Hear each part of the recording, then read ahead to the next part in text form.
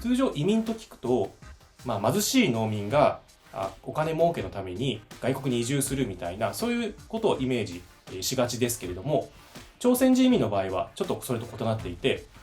農民の中でもある程度裕福な人が日本に渡る傾向にありました。10万単位のその朝鮮人移民の日本社会の流入というのは、その日本人の朝鮮人に対する偏見とか差別意識から様々な形で圧力をもたらしています。日本政府は朝鮮人に日本への同化というのを強く迫って、同化できないなら朝鮮に帰るようにということを迫ったわけです。力力世界専門チャンネルです。現在の日本はすでに移民受け入れ大国となりつつあります。技能実習生制度は非常に問題が多い制度で、現在の奴隷制度と言われてもしょうがない部分がありますが、特に地方の一次産業は人手不足から技能実習生なしには成り立たなくなっている実情もあります。また日本政府は高度人材の受け入れを強化しようとしていますが、給料も上がらないし、もう目立つと叩かれて、で独自の習慣を強制されるような村社会の中に、わざわざ行きたいと思う外国人って本当にどれぐらいいるんだろうっていう疑問もあります。日本の社会を愛してくれて、日本語が話せて、専門的な技術を持っていて、で生活態度は真面目で勤勉みたいな、そういう人が外国人が来てくれたらみんな OK って感じだと思うんですけど、そんなレアな人材本当いないので、本当に優秀な外国の人材が欲しいのであれば、本当に日本の社会自体が積極的に変わらないといけないんだろうなっていうふうに思うんですけどね。で、今回は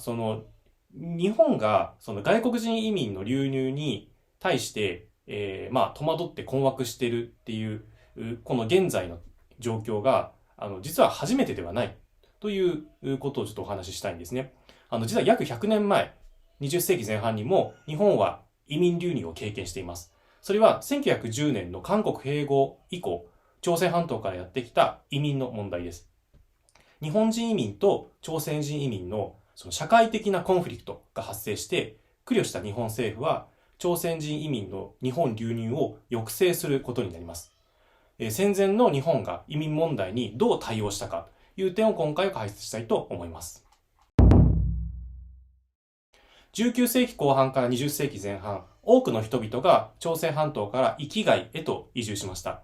1930年の時点で東アジア各地域に居住した朝鮮人の人口は日本本土に約42万人、満州に約60万人、ソ連に約19万人、その他中国に約1万人、アメリカに約1万人。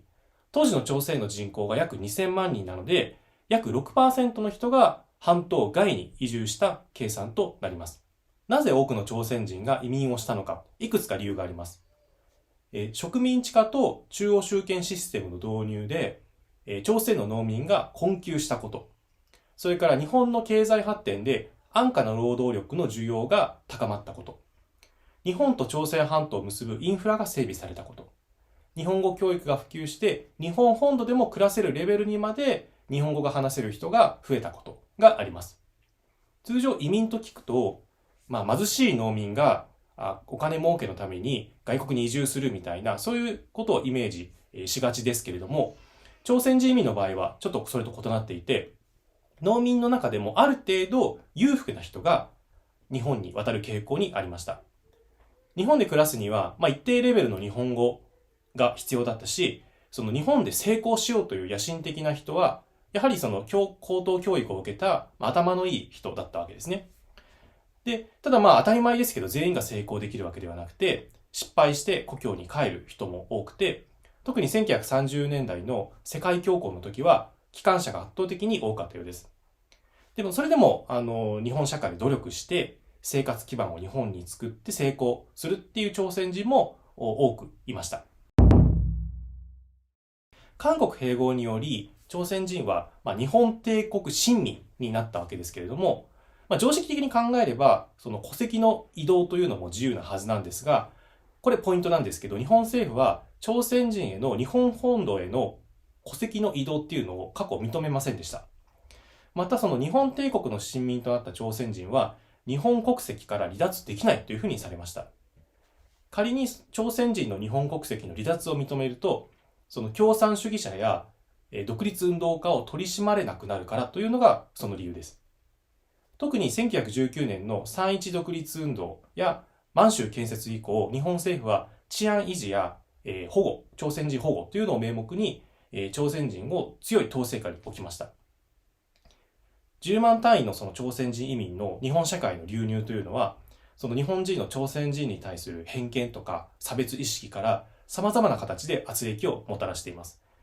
関東大震災の混乱の中で起こった朝鮮人の大虐殺は、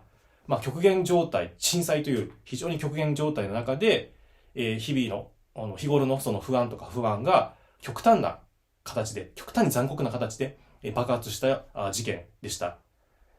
1919年の3.1独立運動以降、治安維持の観点からそれまで比較的自由だった朝鮮人の日本への渡航は、警察が発行する証明書が必要になりました。一方で、日本から朝鮮国内に入るには、在外公館の証明が必要になりました。独立運動の発展を阻止するために、日本本土と朝鮮内の運動家のネットワークを遮断することを日本当局は狙ったわけです。この証明制度を導入することで、日本にやってくるその朝鮮人の数を少なくして、質を上げると。そのことで、日本社会とその朝鮮人と社会的な圧力をなるべく少なくしようとする意図がありました。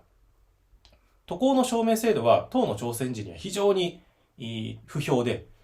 故郷で条件のいい仕事があんまりないので、日本にやってくるっていうその労働者が一定数いました。とりあえず日本に行って仕事を探そうみたいな、そういう労働者っていうのは、ブローカーの斡旋で、ブローカーに金を払って、日本で船に密航するという手段を取りました。同じ国内なのに密航っていうのもおかしいんですけど、朝鮮人の日本流入で起きる社会的圧力を減らすことと、で、治安維持を図るということを目的に、1934年頃から朝鮮人移民に対応するその方針の